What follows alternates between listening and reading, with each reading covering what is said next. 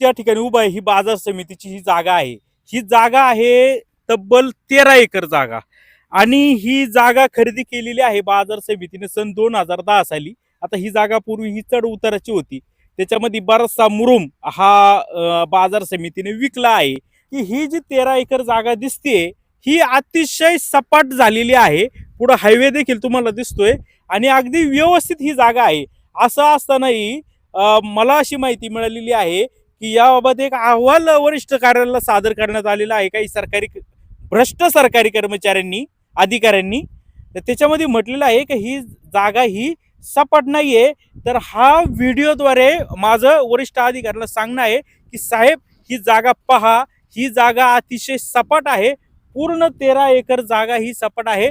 थोडीफार त्या ठिकाणी हे दिसतंय, परंतु ते देखील मुरुम तो सहज काढता येऊ शकतो. अगदी त्या मुरुम विकून बाजार समितीला पैसे देखील मिळू शकतात.